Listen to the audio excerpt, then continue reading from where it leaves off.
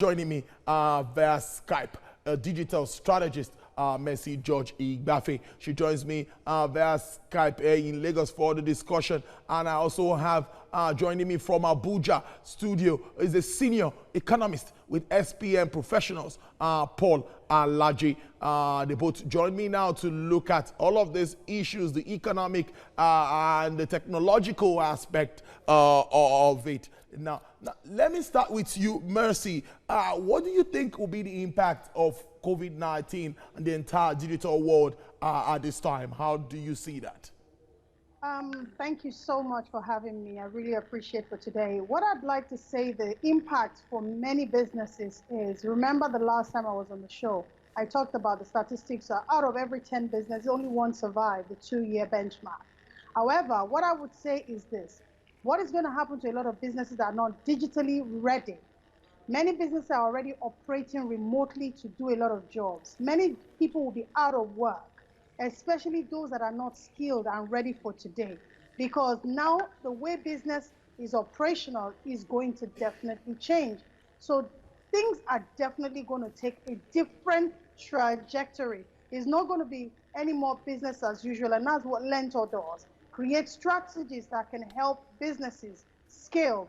And this is very important for those that have not actually prepared themselves, leveraging tools that are going to help them, preparing their staff. You can't say you're going to work now, you're not adding any value to the business.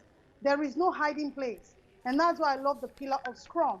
It talks purely on transparency, adaptation, and how you can be able to evolve. You test, you try, it doesn't work, you drop. You test, you try, it doesn't work, you work. You test it again. And that's why it's important. If you're not digitally savvy in 2020, you're going to struggle. And COVID has made it much more real. You can see the streets of Italy empty, but people are working from home. Those that were prepared for today, people are already working remotely. And that's why digital skills cannot be overly emphasized. So COVID is going to affect businesses greatly, especially those that were not ready for digital space. Churches came online for their service, and people had to join online to take advantage of this. What do you think about service providers at this time? What could be their challenges at this time? Because many people will now have to maybe shift towards going online to get whatever service they want delivered.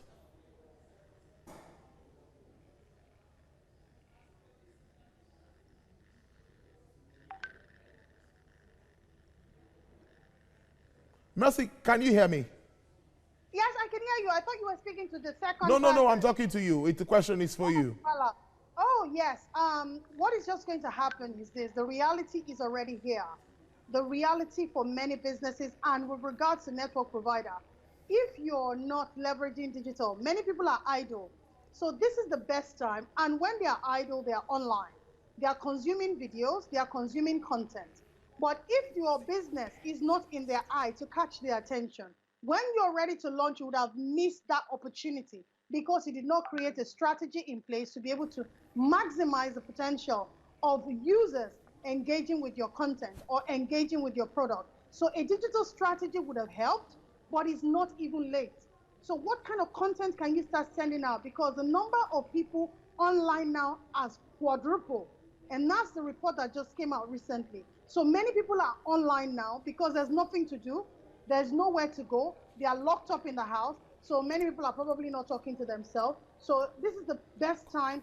Social distancing is being maximized now, but you can socially connect with people and your business can be in their face.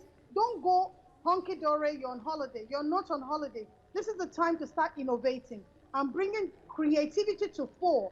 Okay, how am I going to evolve my business? How am I going to innovate my processes? What structures have I put in place? Okay, you as a receptionist, are you still going to have a job? You as a secretary, are you going to have a job?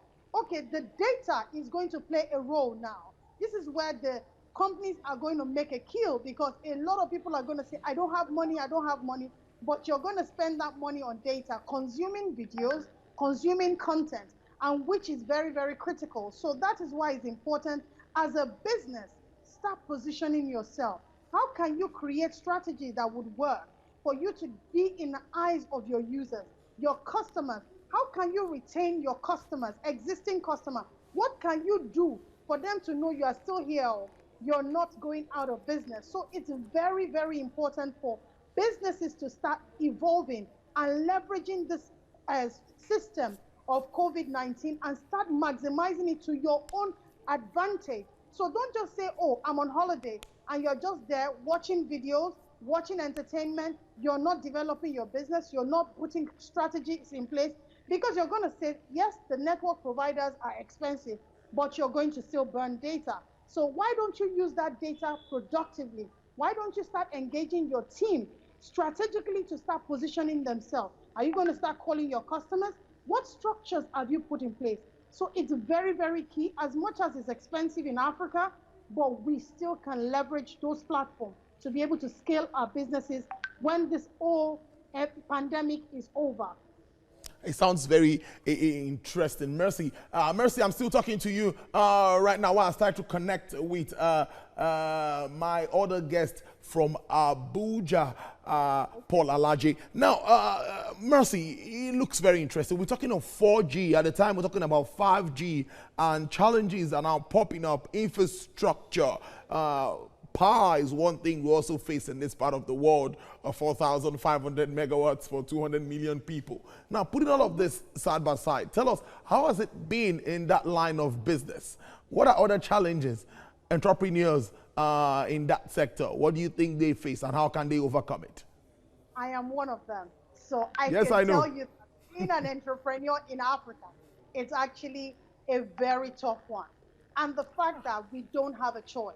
I must succeed. But the benefit for me, where I actually stand out from a lot of other entrepreneurs, is I understand how to leverage digital platforms. I have put strategies in place to continually help me be in the eye of my customers. So I do understand that there are challenges, but I like people not to focus on the challenge. If the door is blocking you, the door would not open. You knock the door, okay? So we are all, I mean, the report that came out recently is 94% penetration of mobile devices in Africa. So which means even if you're not spending heavy on video content, you have your WhatsApp. Even if you're not using WhatsApp, you have your Instagram. But it's important for you to have had a strategy in place for you to be able to push those content. Okay. Because remember, it's Churchill here now. Okay, Mercy, let me hold your thoughts. I'll get back to you in just 2 minutes. Let me talk to Paul now. Paul, it's great to have you join us in the discussion at this time. I'm going to take you straight to the resolutions. An MPC meeting just being rounded up, and the central bank governor has come out to say the committee retains all rates. Everything remains the same, maintain status quo. How does that come to you?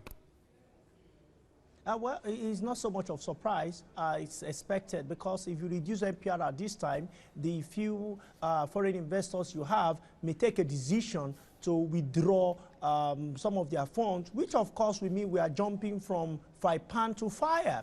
So retaining rates, it's a bit not surprising. I was expecting Central Monetary Policy Committee to review CRR from 27.5% to perhaps the previous 22.5%. That was the only thing I thought the authorities would adjust. But to have kept CRR at the rate it was, which is 13.5%, and retain the same rate, I think it's something that of course we're expecting regarding the outbreak, because of the outbreak of COVID-19.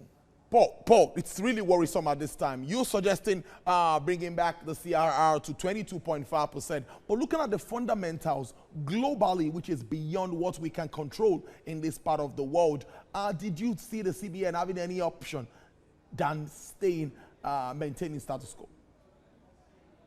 Well, if you check what central banks have done around the globe, they've reduced lending rates. Nigeria Central Bank have reduced lending rate for its own loans too.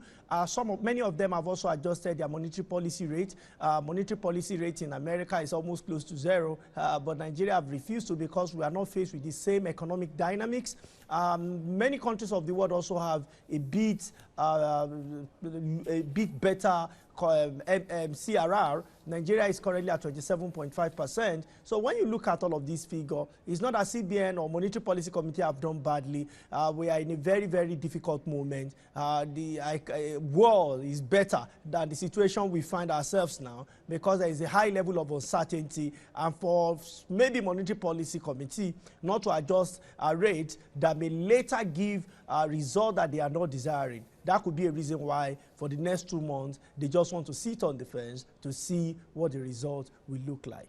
Paul, would you say the monetary side and the fiscal side at this time are really in tandem? Is that synergy? What will you say? What's your comment about the synergy between both parties? Well, I don't think monetary harm and fiscal harm are communicating enough, because what you see, when you see what monetary authority have done, as represented by central bank in this case, it has reduced lending rate of central bank hold facility from 9% to 5% in order to boost liquidity in system. That's on one hand. It's also come up with over 100 billion stimulus package for several sectors, namely agriculture, health, and so many other sectors that might have been affected directly by COVID-19. What we've seen from fiscal harm is to reduce pump price, perhaps as stated in the budget, from 145 to 125 as the case may be. But what we need more is for fiscal authority to respond to it through what we call fiscal adjustment. And fiscal adjustment will come in several ways, among which, of course, will be what will be the hope of civil servants in the next 3 months if COVID-19 is not curtailed, not just in Nigeria, but around the globe. Recall that the president of the US, when he was faced with the same question of what would be his response to the end of COVID-19, he said, well, the earliest period he could see will be August this year. And if it's August this year and the global prices do not rise beyond $30 per barrel or $40 per barrel, I'm afraid many states in Nigeria, we have huge difficulty in paying back, in paying salaries. As I speak to you, we have states that are owing 900% of IGR as debt service. We have some who are owing as 400, 300 as the case may be. So we have about 10 to 11 states who may survive it after 3 to 4 months with the current figures we're having. You see that Monetary Authority has also responded, particularly Central Bank, by trying to converge the exchange rate from 305, 306 to what we have currently. So we see a monetary doing quite so much, but we need more from fiscal authority. Perhaps most businesses, for them to survive, we may need to review tax rates so that they will not be badly affected this year, 2020. Okay, let me ask Mercy now. Mercy, you know, we're talking on the digital aspect. A lot of money, even by the central bank, to develop the ICT sector, looking at the proceeds that would come from this sector. We're talking about the challenges before I went to Abuja to speak to Paul. Now, tell me, how well are you guys accessing this fund briefly as we round up the discussion?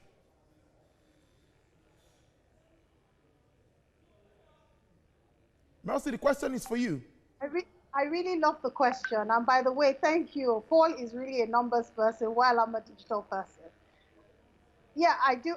Yeah. Go ahead, Mercy. So, tell us about these interventions in your sector. What I would like to say basically is this, with regards to access to the funds. And I love what CBN has done. I really give them credit, because now they force the banks to make loans available to small entrepreneurs like myself. But it's not as if the money is still really readily accessible to them without them going through the high of the needle. The money is there. There are still a lot of charges. But in terms of, as an entrepreneur, speaking with regards to myself and the challenges facing us in terms of accessing this fund, I won't say it's a lot, because if you look at it in the scale of preference, I mean, if you remember the Maslow hierarchy of needs, right now, it's quite scary that President Trump said that it's by August that this COVID thing would subside. I see that stretching to that far, but it's going to be really tough for a lot of entrepreneurs. So for me, I would like to say, as much as the banks is giving out loans, make sure those loans are going to be able to, those entrepreneurs are able to pay back. Because it's not enough to create solutions. Yeah. Identify what the problems are, number one. Make sure you look for strategic partners so that you don't have to struggle. Because at the end of the day, to try to reinvent the wheel of what has already been done by someone, it's going to take you a longer journey. So there are money in the system that is available to entrepreneurs. It's not readily easy for you to access those funds because they still require certain amounts of requirement that you're still going to have to scale through as an entrepreneur, especially for those that are in the service business like myself. So I don't have a product. It's not as if I have this for me to be able to use, to be able to exchange as a collateral for the loan. So these things revised properly. Thank you for the opportunity. I know, Mercy, George-Igbafe, digital strategist there, and also my senior economist,